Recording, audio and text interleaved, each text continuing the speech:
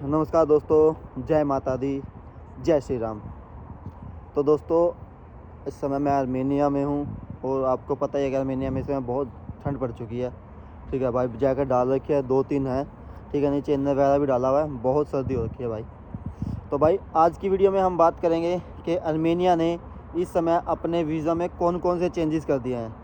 ठीक है, तो हो सके तो दोस्तों वीडियो पूरी देखना ताकि आपको पूरी जानकारी मिल सके कि इस समय आर्मेनिया ने अपने कौन कौन से वीज़ा चेंजेस कर दिए हैं, क्या क्या डॉक्यूमेंट रिक्वायरमेंट इन्होंने रखी है और क्या वो डॉक्यूमेंट कंपल्सरी इन्होंने कर दिए हैं कि ये आपको डॉक्यूमेंट लगाने ही पड़ेंगे, उसके बाद ही आपका वीज़ा आने के चांसेस बढ़ जाते हैं। ठीक है, अगर आप ये पूरे डॉक्यूमेंट नहीं लगाते तो भाई आप सोचना भी मत कि आपका वीज़ा अप्रूव हो जाएगा।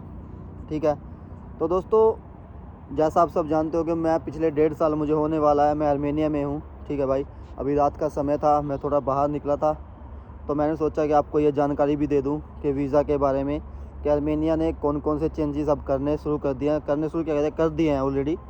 ठीक है, तो दोस्तों क्या था कि पिछली जो 14 नवंबर गई है, ठीक है, उस दिन आर्मेनिया ने अपनी जो ऑफिशियल वेबसाइट है उस पर वो चेंजेस अपन डाल दिए थे कि हम 25 नवंबर को ये चेंजेस अप्लाई कर देंगे। ठीक है, लेकिन एजेंटों ने, जो एजेंट थे या जो आर्मेनिया में एजेंट बने हुए बैठे हैं, जो नए नए एजेंट आते हैं वो बन जाते हैं, लड़के आते हैं वो एजेंट बन जाते हैं, उन्होंने देखा नहीं कि वो चेंजेस आने वाले हैं, फिर भी वो धड़ल्ले से वीज़ा अप्लाई कर रहे थे। तो क्या किया, वीज़ा ऑलरेडी पिछले 3-4 मंथ से आप देख रहे होंगे आर्मेनिया ने बहुत कम कर रखे हैं देने के लिए। उसका रीज़न भी मैं आपको बता के जाऊँगा। ठीक है, तो वो सब इसलिए क्या है क्योंकि बहुत से जो इंडियंस थे उनके दिमाग में, उनके दिल में गलतफहमी पैदा हो गई थी कि आर्मेनिया जो है एक छोटी सी कंट्री है। ठीक है, वो कुछ नहीं कर सकती इंडियंस का, वो इंडियंस का वीज़ा नहीं रोक सकती। ठीक है, तो एक तरह से उन सब का मुंह बंद करने के लिए आर्मेनिया ने वो ये जो बोलते हैं हम उसे, ये कदम उठाया है वीज़ाज़ को रोक के। क्योंकि पहले क्या था, आर्मेनिया कंट्री जो आपको 100% रेसो के हिसाब से वीज़ा दे रही थी, लेकिन अब क्या है, अब तो ये लगा लो कि अगर आपकी किस्मत में है तो आपका वीज़ा आ जाएगा, वो भी तब जब आपके प्रॉपर डॉक्यूमेंटेशन आपके वीज़ा एप्लीकेशन में लगे होंगे। ठीक है, अप्लाई किए होंगे डॉक्यूमेंट, उसके बाद भी आर्मेनिया एम्बेसी या आर्मेनिया फॉरेन अफेयर्स डिसाइड करेंगे कि आपको वीज़ा देना है या नहीं देना है। ठीक है, पहले क्या था, जितने भी हमारे भाई नए नए एजेंट बनते थे आर्मेनिया में आके, कुछ भाई इंडिया में ही एजेंट बन जाते थे, कुछ यहाँ से जाते थे महीना 2 महीना 10 दिन देख के कि आर्मेनिया तो गरीब कंट्री है भाई, यहाँ पे तो भूखे मर गए, यहाँ पे काम नहीं होता, तो वो भी इंडिया जाके एजेंट बन जाते थे। ठीक है, मेरे साथ भी हुआ है, मुझे बहुत से भाई ऐसे मिले हैं। ठीक है, जो मेरे पास आए, ठीक है, जो मुझसे यहाँ पे मिले, जो उनके एजेंटों ने 3-3 लाख में, 4-4 लाख में उनको यहाँ भेजा हुआ था। ठीक है, वो यहाँ से 2-2 दिन में, 3-3 दिन में वापस गए, मुझसे भी मिले, क्योंकि वो मेरी वीडियो देखने के बाद भी 3-3 लाख रुपए लगा के आए थे। सबसे बड़े बेवकूफ़ थे, मैं तो यही बोलता हूँ भाई, सामने से बोलता हूँ। ठीक है, तो वो वापस गए 2-2 दिन में, 3-3 दिन में। उन्होंने 2 दिन में, 3 दिन में ये ऑब्ज़र्व कर लिया कि आर्मेनिया गरीब कंट्री है, यहाँ पे कुछ नहीं हो सकता। उन्होंने ये नहीं सोचा कि भाई 2 दिन के अंदर तो जब बच्चा पैदा होता है ना, वो भी दूध पीना नहीं सीखता।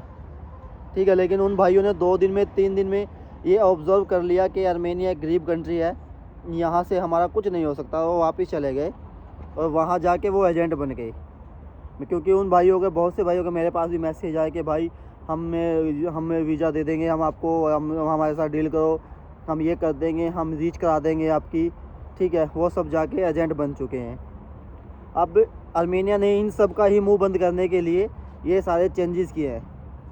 ठीक है, तो भाई 14 नवंबर को आर्मेनिया ने अपनी ऑफिशियल वेबसाइट पे ये अपडेट डाल दी थी कि हम 25 नवंबर से ये चीज़ें अपडेट करने वाले हैं, आपको ये चीज़ हमें प्रोवाइड करानी पड़ेगी, तब ही हम जाके आपको वीज़ा देंगे। तो सबसे पहले तो वो जो डॉक्यूमेंटेशन है मैं आपको बता देता हूँ उसमें क्या क्या चाहिए। तो भाई सबसे पहले क्या है, हम पहले वीज़ा अप्लाई करने जाते थे। ठीक है, जब हम वीज़ा अप्लाई करते थे, खुद से करते थे या कोई भी करता था, सिर्फ आपसे एक पासपोर्ट, एक फ़ोटो लगा के वो वीज़ा अप्लाई कर देता था। आपका 3 दिन के अंदर, 2 दिन के अंदर आपका वीज़ा आ जाता था, कभी कभी तो 1 दिन के अंदर भी वीज़ा आ जाता था। लेकिन अब वो चीज़ें बिल्कुल बंद हो चुकी है, अब वीज़ा नहीं आएगा पासपोर्ट और फ़ोटो लगाने से। तो ठीक है भाई, अब क्या है, सबसे पहले जो डॉक्यूमेंट इन्होंने मांगा है वो डॉक्यूमेंट है भाई आपका इनविटेशन लेटर, ठीक है। अगर आपके पास इनविटेशन लेटर है, आर्मेनिया से कोई आपको इनविटेशन लेटर दे रहा है, तो आप वीज़ा अप्लाई कीजिए, वरना आपका वीज़ा अप्लाई करने का कोई फ़ायदा नहीं है। क्योंकि इस टाइम मोस्ट इम्पॉर्टेंट है इनविटेशन लेटर, क्योंकि जो यहाँ पे इंडियंस आते थे, आके एजेंट बन जाते थे, उन सब का मुंह बंद करने के लिए लगा लो, कुछ भी सोच लो आप, ठीक है। इंडियंस के ऊपर सख्ताई करने के लिए इन्होंने ये कदम उठा लिया है। ये 25 नवंबर से इन्होंने अपनी ऑफिशियल वेबसाइट पे भी डाला हुआ है। अगर किसी भाई को नहीं पता है तो वो जाके देख सकता है, ठीक है। इन्होंने अपनी ऑफिशियल वेबसाइट पे डाल दिया है उसे, तो जाइए आप सब जाके देखिए, वो चेंजेस आपको वहाँ पे ही पता लग जाएंगे। क्योंकि बहुत से भाई तो मेरी वीडियो देख के बोल देंगे ये तो खुद से फेंक रहा है, ऐसा कुछ भी नहीं हुआ, ठीक है। तो भाई आप इनकी ऑफिशियल वेबसाइट पे जाइए, वहाँ पे जाके आप देख लीजिए। अगर किसी को नहीं समझ में आए तो मैं आप मुझे बता देना भाई व्हाट्सएप पे, मैं नीचे नंबर दिया हुआ है, मैं उसको लिंक दे दूँगा उस न्यूज़ खबर का जहाँ पे उन्होंने डाली हुई है, ठीक है। तो मोस्ट इम्पोर्टेंट है भाई इस टाइम इन्विटेशन लेटर, जो आपको लगाना ही होगा, ठीक है। उसके बाद भाई मोस्ट इम्पोर्टेंट दूसरा नंबर पे आता है हमारा ट्रैवल इंश्योरेंस, ठीक है। चाहे आप 21 दिन का वीज़ा अप्लाई कर रहे हो, चाहे आप 120 दिन का वीज़ा अप्लाई कर रहे हो, तो आपको ट्रैवल इंश्योरेंस तो लगाना ही होगा, ठीक है। अगर मैं आपको मोटा मोटा बताऊं तो अगर आप 21 दिन का वीज़ा अप्लाई कर रहे हो तो आपके पास कम से कम 15 दिन का ट्रैवल इंश्योरेंस होना चाहिए। और अगर आप 120 दिन का वीज़ा अप्लाई कर रहे हो तो कम से कम आपके पास 2 मंथ का, यानी कि 60 दिन का ट्रैवल इंश्योरेंस आपको दिखाना होगा। उसके बाद आप अप्लाई कीजिए, ठीक है। इसके बाद आता है हमारा बैंक स्टेटमेंट, ठीक है भाई। बैंक स्टेटमेंट इन्होंने मांग ली है हमसे। पहले ये क्या होता था कि वीज़ा अप्लाई करते समय हम कोई डॉक्यूमेंट नहीं लगाते थे, ना कोई बैंक स्टेटमेंट, ना कोई इनविटेशन लेटर, हमारा वीज़ा फिर भी जाता था। लेकिन अब आपको बैंक स्टेटमेंट लगानी ही पड़ेगी, जो कम से कम 3 मंथ की होनी चाहिए भाई। तीन मंथ की तो इन्होंने मांगा है, कंपल्सरी है, ठीक है। ये चीज़ें आपको मोस्ट इम्पोर्टेंट में आती है, ये आपको लगानी ही पड़ेगी अगर आपको आर्मेनिया का वीज़ा चाहिए, ठीक है। बैंक स्टेटमेंट, हाँ इन्होंने अभी ये डिसीजन नहीं किया कि कितने की होनी चाहिए, सिर्फ उन्होंने बैंक स्टेटमेंट का बोला है। ये नहीं बोला कि भाई हमें 2 लाख की चाहिए या 3 लाख की चाहिए। फिर भी अगर मैं अपने हिसाब से बात करूं, ठीक है, जहां तक मैंने पता किया है, वो कम से कम 2.5 लाख रुपए की होनी चाहिए भाई, ठीक है। 2.5 लाख की आपके पास बैंक स्टेटमेंट होनी चाहिए जब आप वीज़ा अप्लाई करो तो, ठीक है।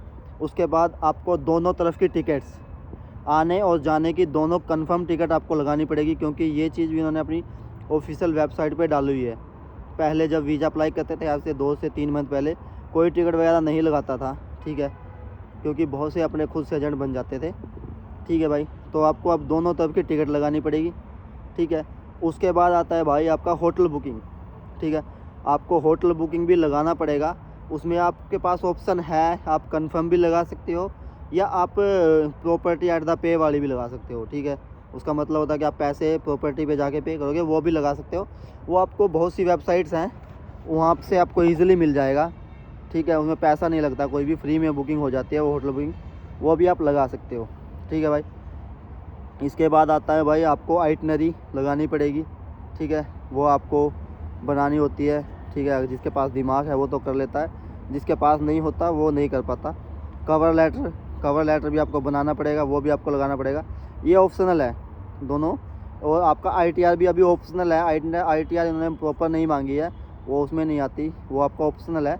अगर आपके पास है तो आप लगा सकते हो, ठीक है।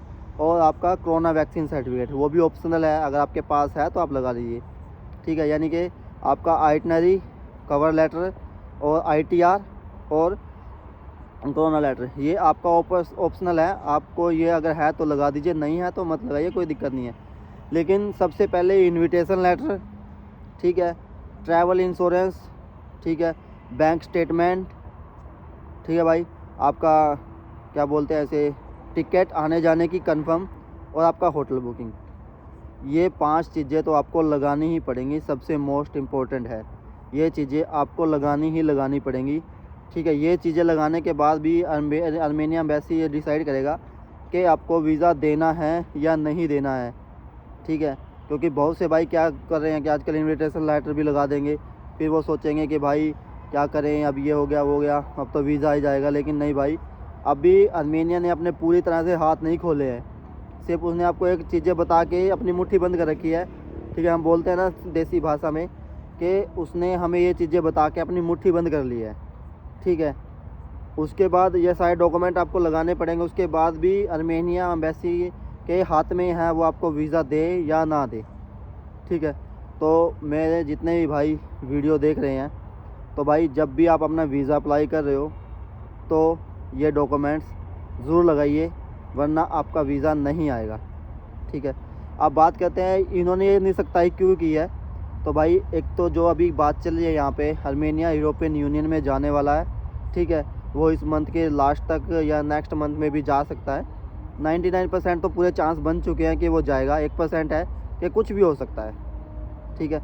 दूसरा, इंडियंस के ऊपर इतनी सख्ताई इसलिए है क्योंकि यहाँ पे जो इंडियंस है ना बहुत क्रिमिनल करना स्टार्ट कर दिया है, ठीक है। अभी लास्ट मंथ में भी रिपोर्ट निकली थी, उसमें 54% 54% जो क्राइम रेट था, जो क्राइम केसेस थे वो इंडियंस के ऊपर चल रहे थे आर्मेनिया के अंदर, ठीक है।